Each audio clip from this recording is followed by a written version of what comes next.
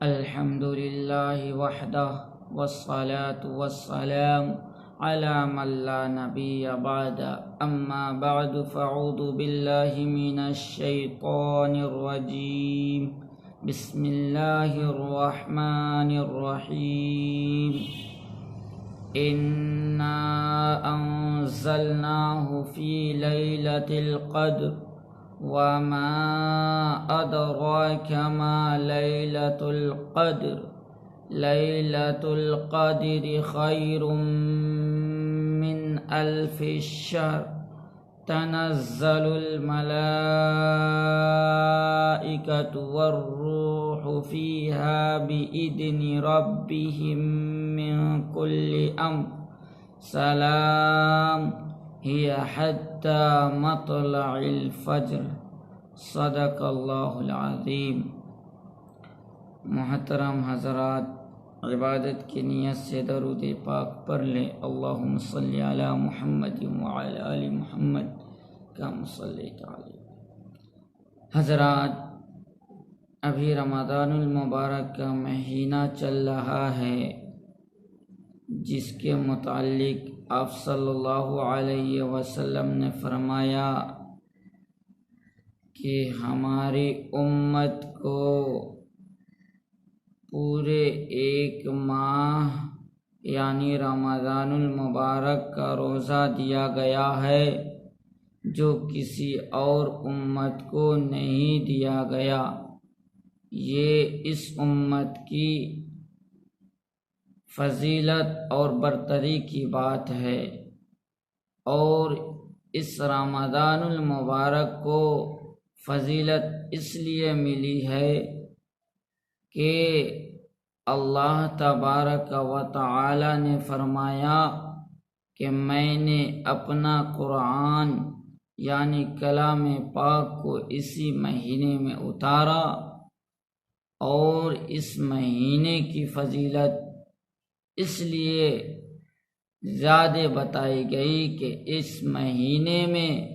ایک رات ہے جسے شب قدر کہا جاتا ہے۔ وہ شب قدر کی رات آپ صلی اللہ علیہ وسلم نے فرمایا کہ آخر عشرہ میں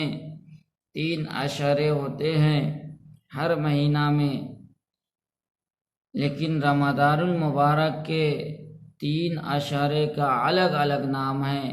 پہلے عشرے کو آپ صلی اللہ علیہ وسلم نے رحمت بتایا، دوسرے کو مغفرت، اور تیسرے کو آپ صلی اللہ علیہ وسلم نے جہنم سے خلاصی بتایا۔ یہ 3 عشرے ہیں، تینوں کے الگ الگ نام ہیں۔ میں تخیلات کی دنیا کا آدمی، میں آپ صلی اللہ علیہ وسلم سے یہ سوال کرنے بیٹھا، اے اللہ کے نبی، ہر مہینے میں 3 عشرے ہے، لیکن سب کے الگ الگ نام نہیں، لیکن رمضان المبارک کے 3 عشرے ہے اور ان تینوں کے الگ الگ نام۔ تو آپ صلی اللہ علیہ وسلم نے فرمایا وہ اس لیے کہ 3 عشرے ہے اور تینوں کے الگ الگ نام ہیں، اور یہ مہینہ تمام مہینوں سے افضل ہے، اور اس مہینے کی برکت اور فضیلت تمام مہینوں سے بڑھ کر ہے، اس لیے اس میں 3 عشرے ہے اور تینوں کے الگ الگ نام ہیں۔ اور انسان جو ہوتے ہیں وہ 3 طرح کے ہوتے ہیں، ایک جو گناہ کرتے ہی نہیں، دوسرا جس سے کبھی کبھار گناہ ہو جاتا ہے، تیسرا وہ شخص جو ہمیشہ گناہوں میں ملوث رہتا ہے۔ یہ 3 قسم کے آدمی کے لیے یہ 3 عشرہ ہے۔ پہلا وہ شخص جو کبھی گناہ کرتا ہی نہیں، یعنی وہ انبیاء علیہ السلام جس سے کبھی گناہ نہیں سرزد ہوتا، وہ معصوم عن الخطا ہوتے ہیں، ان کے لیے یہ رمضان المبارک پہلے سے ہی پہلے سے ہی رحمت نازل کرنا اور رحمتیں ان کے حق میں آنی شروع ہو جاتی ہے۔ اور دوسرا وہ جو کچھ تو گناہ گار ہوتے ہیں، کچھ نیکیاں بھی کرتے ہیں، ان کے لیے ہے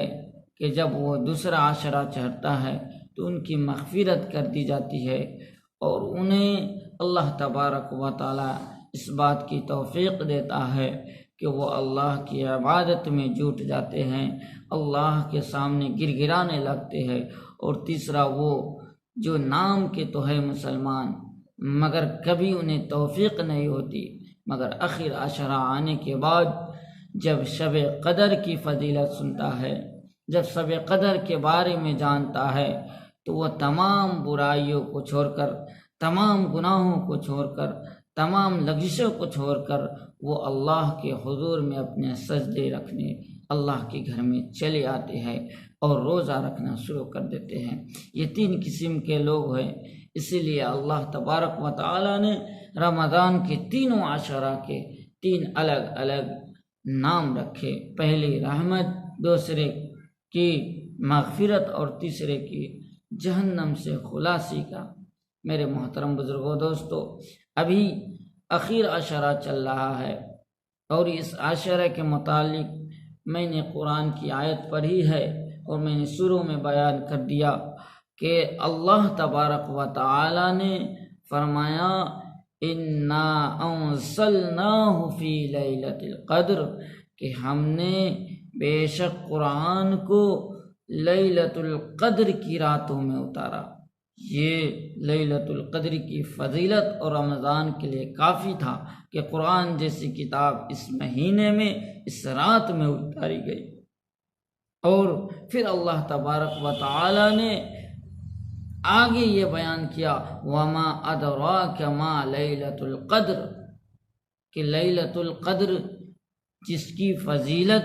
جس کی افضلیت، جس کے بارے میں ہم آپ کو بتا رہے ہیں، وہ معلوم بھی ہے وہ کیا چیز ہے۔ وما ادراک ما لیلۃ القدر، اور آپ کو کچھ معلوم بھی ہے کہ شب قدر کیا چیز ہے، کس چیز کا نام ہے۔ میرے محترم بزرگ دوستو، اس رات کی بڑائی اور فضیلت کا آپ کو علم بھی ہے کہ کتنی خوبیاں اور کس قدر فضائل اس میں ہیں۔ اس کے بعد اللہ تبارک و تعالی یہ سوال قائم کر